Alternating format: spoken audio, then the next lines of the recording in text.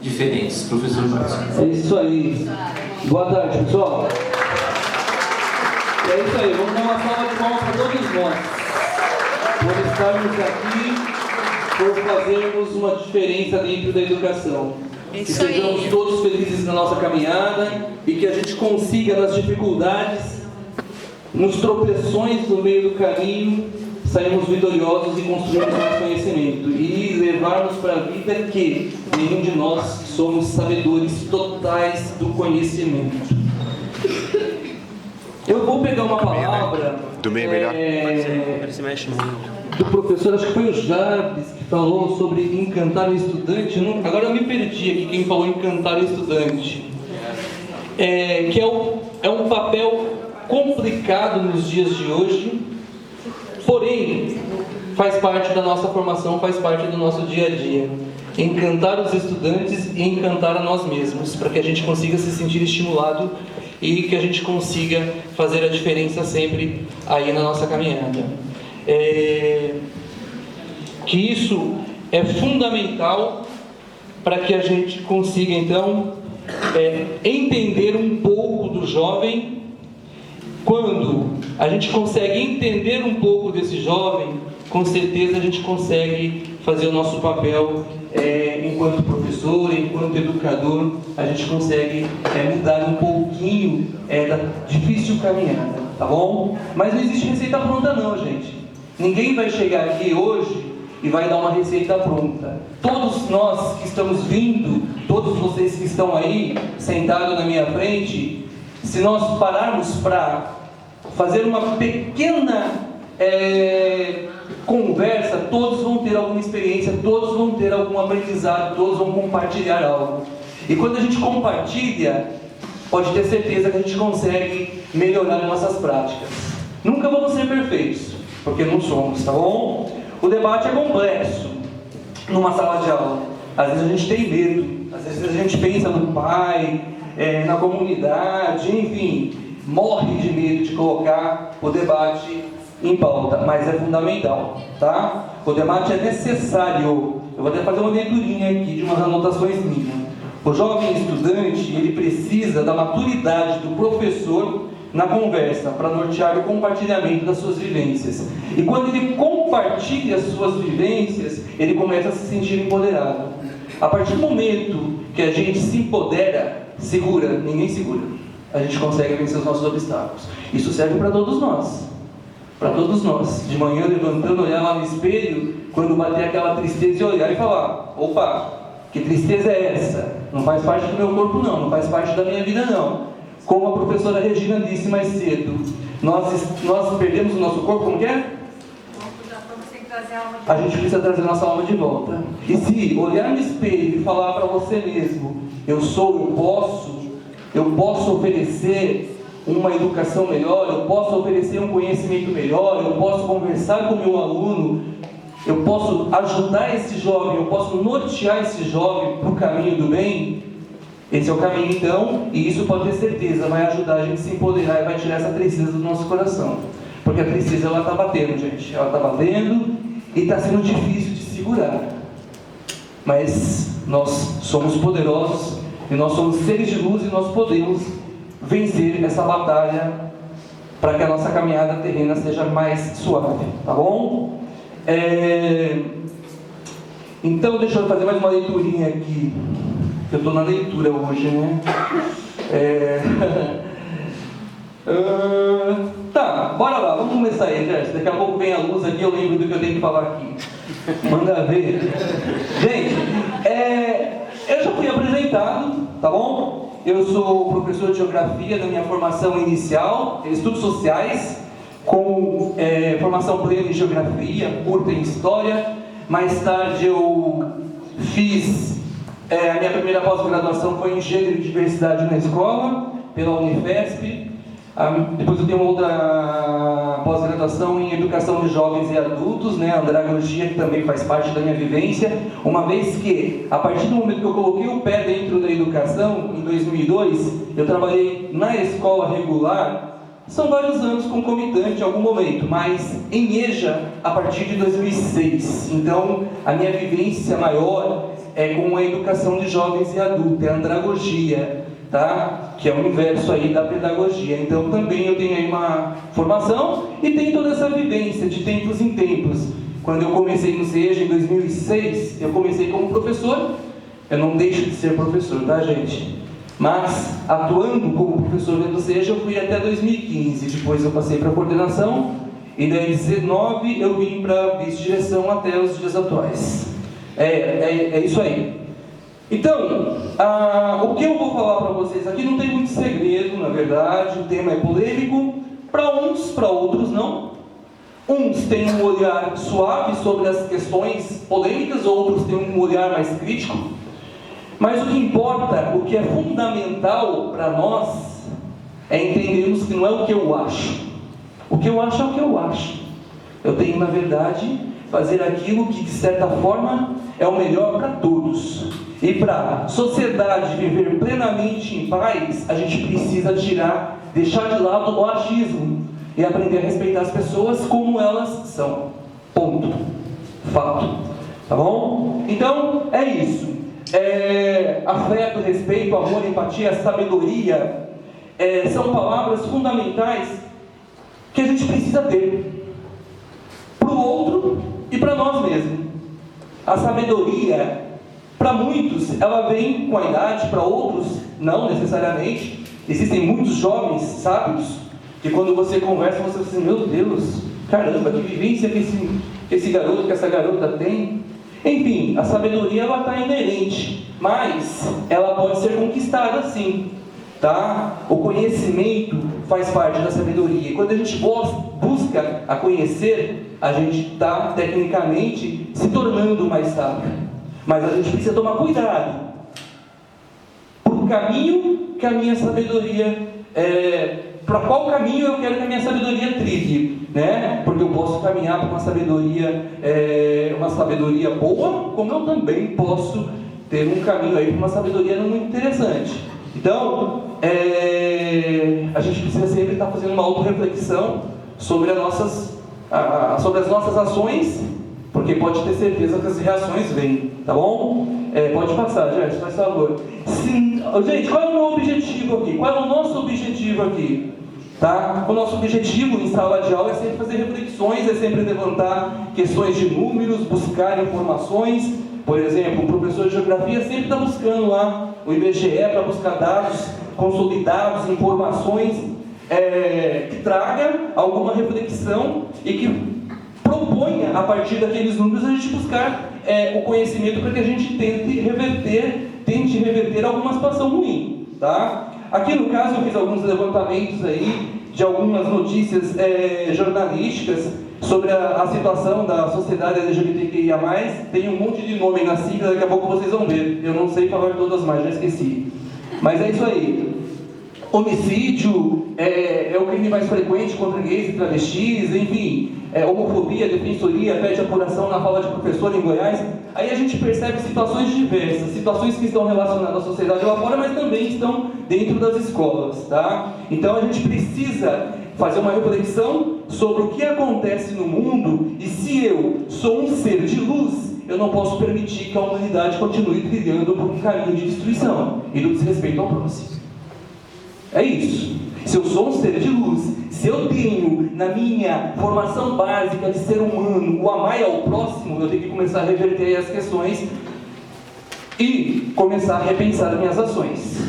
Porque amanhã, quando eu estiver triste e parar para pensar, eu tenho que parar para pensar se não tem fruto de alguma ação que tecnicamente não esteja sendo boa e alguma atitude minha que está revertendo aí na minha tristeza e que eu não estou conseguindo achar onde está essa tristeza.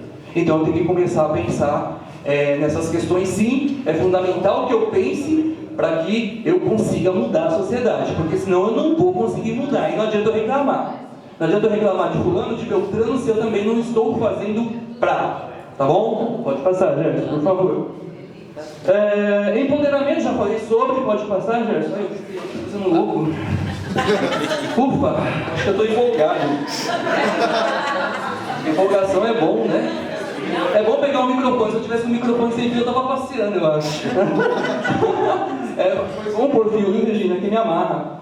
Pegar uma água pra você. Agradeço, olha só que chique. É isso aí. Ensinar, gente, não é transferir conhecimento. Todo mundo já conhece essa palavra de Paulo Freire. A gente sabe que Paulo Freire, para a educação brasileira, é um dos nomes mais importantes, mas não só brasileiro, é um dos nomes mundialmente conhecido. Aí é um grande homem, é um homem que precisa ser, sim, lembrado o tempo todo, principalmente em tempos ruins, em tempos obscuros. É fundamental que a gente lembre, se o mundo aplaude, por que nós estamos criticando e não aplaudindo? Então a gente tem que começar a aplaudir também os nossos grandes talentos. Depois a gente tem aquele costume de virar lata nossa, ai, Brasil é ruim nisso, é ruim naquilo, é ruim naquele outro, não consegue enxergar o que tem de bom.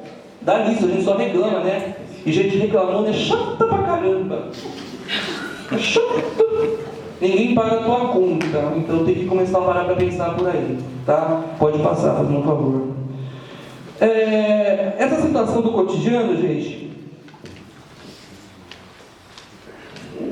eu peguei de um grande parceiro, ele é mestre, doutorado já, ele é aqui da Baixada Santista, ele é aqui de São Vicente, o Tássio Acosta. Hoje ele está, acho que na UFSCar, se não me engano, na última conversa que eu tive com ele. E ele também se especializou nesse caminho, tá? E esse foi um trabalho de conclusão de curso. E aqui é um dado consolidado que, a partir daí, o Tássio fez o TCC dele, eu acho que de doutorado, se não me engano, agora fugiu, enfim, não vem ao caso, tá? Então, a gente fica horrorizado, né, quando vê lá uma matéria no Facebook, no YouTube, no Instagram, e aí por diante. Daí quando a gente vê uma outra matéria falando que situações drásticas acontecem no Oriente Médio, lá, tal e cá, mas a gente nunca para para pensar que aqui, do nosso lado, essas situações também acontecem. Tá? Então, a partir de uma situação aí, vou pegar só um trecho aí, pessoas sendo agredidas verbalmente, fisicamente, apedrejadas. Tá bom? Apedrejadas, isso faz parte da nossa realidade. Tá, gente? Entretanto, essa realidade está presente no cotidiano brasileiro.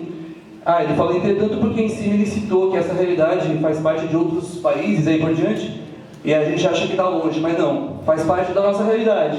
Tá? E tem um tema, tem uma parte da população que não é o caso, eu vou entrar num todo, mas eu vou citar assim, eu não vou sair daqui sem falar sobre essa parte. Existe uma população muito marginalizada, no caso as travestis, as transexuais, que são marginalizadas, são jogadas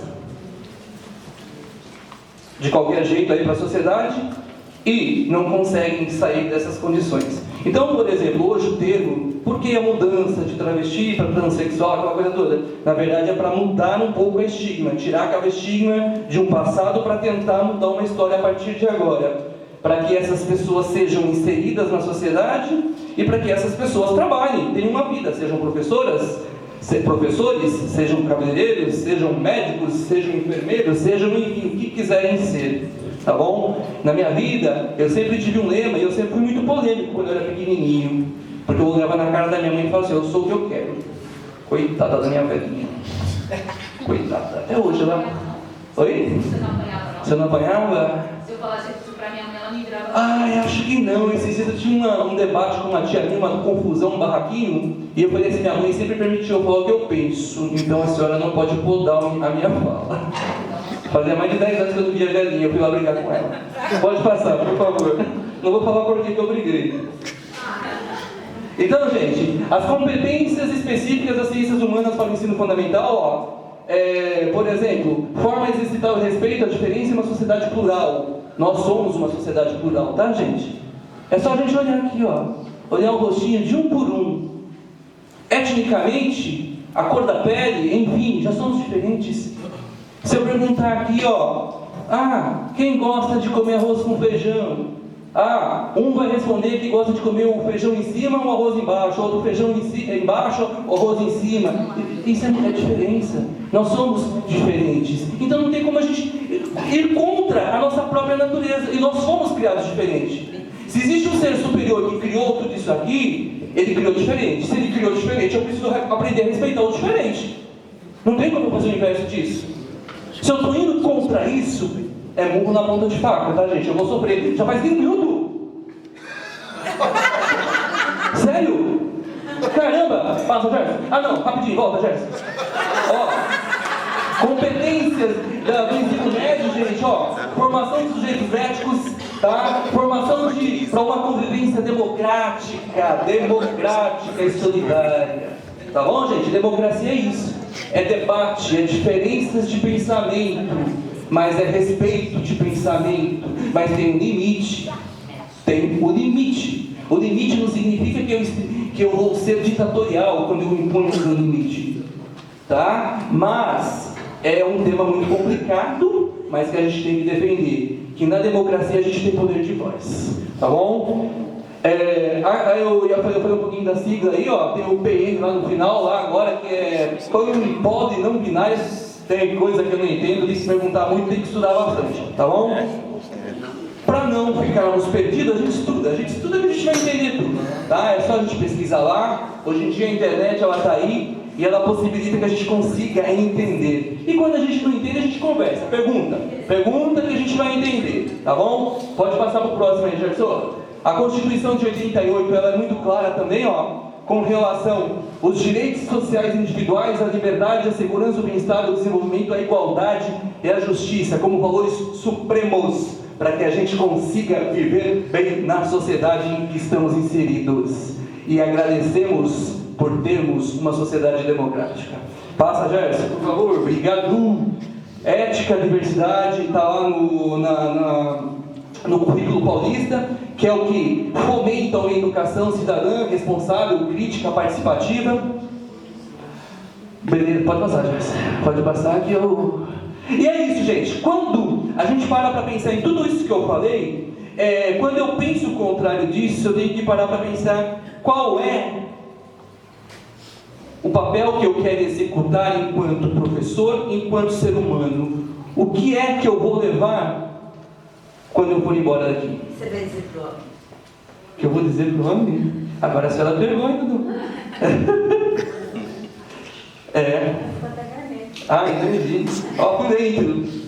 Eu fui dentro. E o que eu quero deixar aqui? Porque eu não fui embora. Eu fui embora. Eu vou embora, mas eu vou deixar uma sociedade aqui. Egoísta o homem que pensar, não vou estar mais aqui mesmo, que se dane. Se dane não, gente. O que você pode... Não precisa deixar aqui é seu dinheirinho. Se quiser gastar tudo até o último centavo, desgaste.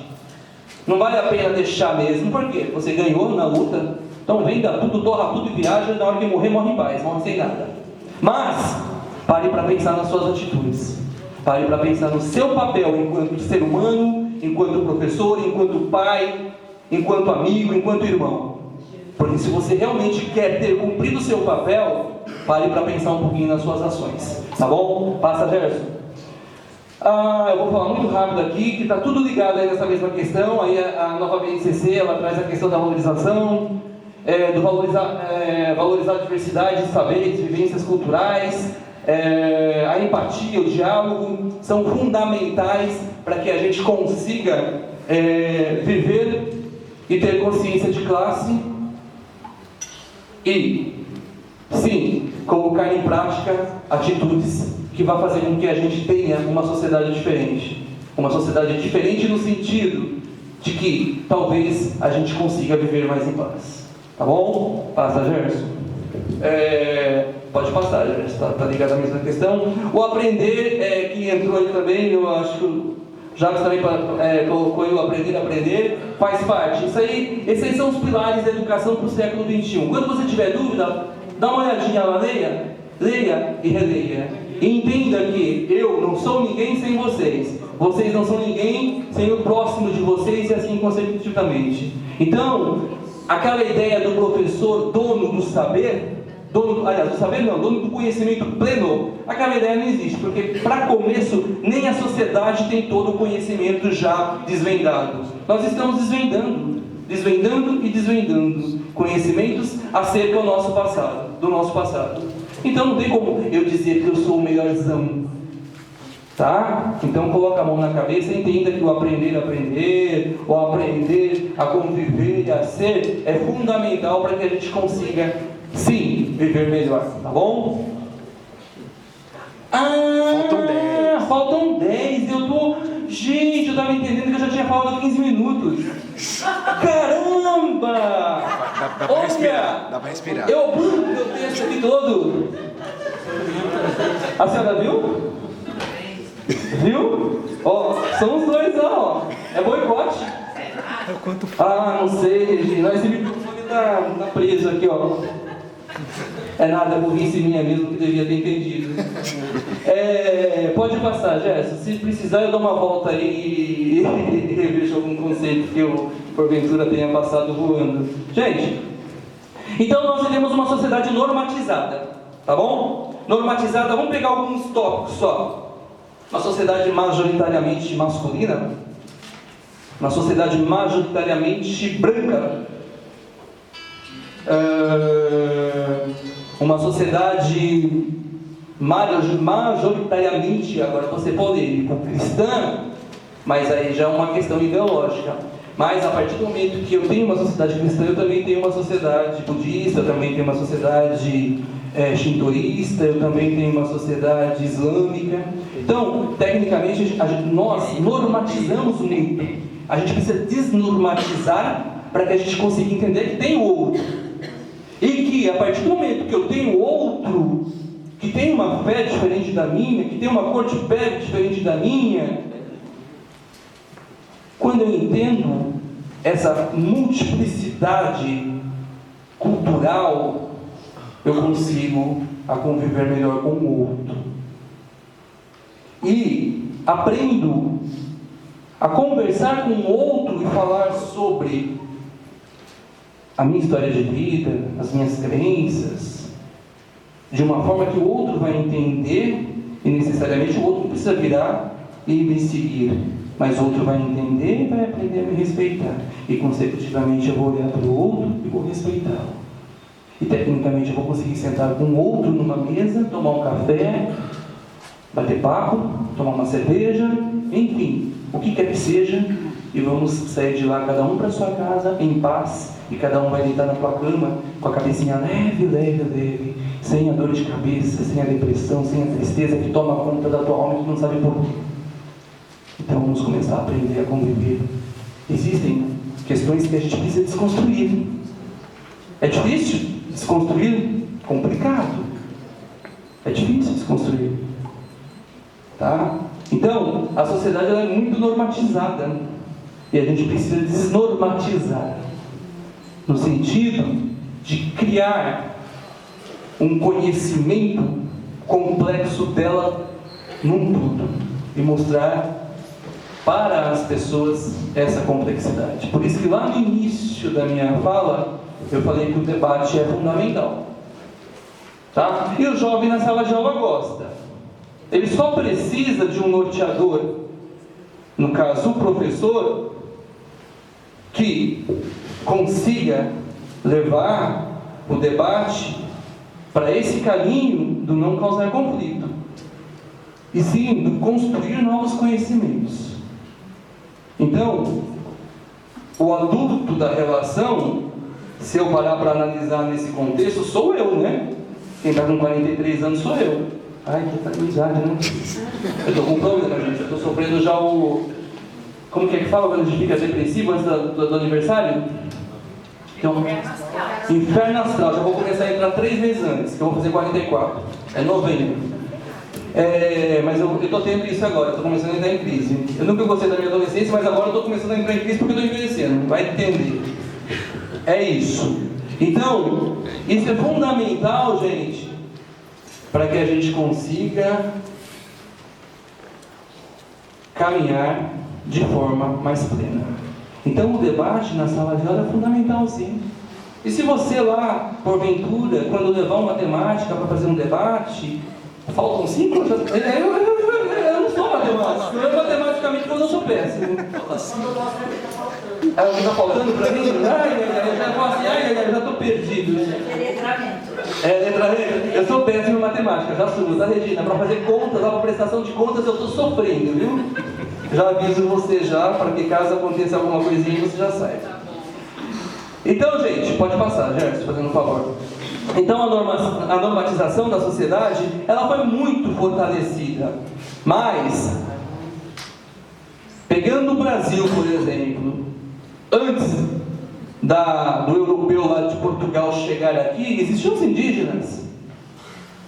Mais tarde, foram lá na África e forçaram o povo a vir para cá sem querer. E foi misturando. Não respeitou quem estava e não respeitou quem queria ficar. Imagine tudo isso junto, nos dias de hoje, o que se dá. Tá? E, principalmente, dentro de uma sociedade normatizada. Tudo isso dentro de uma sociedade que, historicamente, os governos anteriores, há um século, não sei quanto tempo aí, tentou branquear a sociedade. Por quê? Porque eles construíram aquilo que eles próprios fortaleceram e construíram. Então, o homem é complicado em si. Só que nós, enquanto historiadores, geógrafos, sociólogos, filósofos, professores de língua portuguesa, matemática, enfim, toda a escola precisa trabalhar, sim, e mostrar para a molecada que essa sociedade é múltipla, e ela não é um problema de ser múltipla, na verdade ela é linda por ser múltipla, e essa multiplicidade cultural de pessoas, ela precisa ser respeitada e amada. Porque quando o jovem entender, pode ter certeza que ele vai gritar e vai amar ser humano.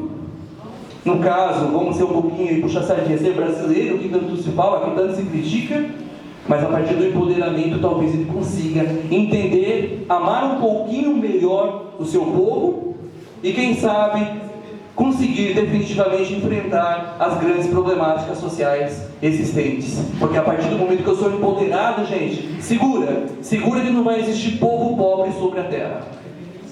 Então, é isso.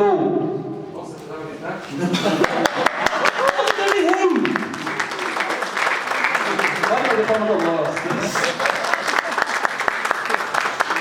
Ô, gente, só para finalizar. Então, a normatização da sociedade, tá? Ela é normatizada, o machismo é institucional, enfim. Tem gente aqui que provavelmente, se nós entregarmos o microfone, vai falar melhor sobre qualquer tema daquele lá. Tá? Porém, a normatização, ela gera a aversão, ela gera a fobia, ela gera a intolerância, ela gera o ódio. Então, a partir do momento que eu não aceito, eu começo a ter ódio. E eu normatizo o ódio também. Eu acho que é natural, é bom ter ódio. Daí eu gosto. Quando eu começo a gostar, eu começo a gritar. Ainda mais nos dias atuais, em que as redes sociais, ela me fortalece, ela me dá esse caminho. O mundo hoje é ótimo, eu adoro, eu sou tecnológico total. Eu não saberia viver sem energia, eu não saberia viver sem internet, eu nem imagino o mundo sem telefone. É como se eu tivesse nascido hoje. Eu não consigo me imaginar sem. Mas eu também preciso entender que existe o lado negativo e ruim da tecnologia. E muitos não conseguem entender e saem gritando e saem jogando o seu ódio para todos. Então, a gente precisa começar a refletir. É difícil, viu, gente? Essa minha fala é difícil. E eu estou falando disso porque talvez seja também o meu maior problema. Eu não estou falando porque eu sou tudo de bom.com, não. Na verdade é o contrário. Se eu estou falando é porque eu também tenho problema com essas questões todas e preciso trabalhar. Tá bom? Então é isso. Nós vamos superar nossas dificuldades. E nós vamos dar voz para os nossos alunos. E nós vamos empoderá-los. E mostrar para eles que eles podem sim. E eles vão construir uma sociedade melhor. Talvez melhor do que a nossa, que está falha. É isso aí, gente. Uma salva de palmas para todos nós.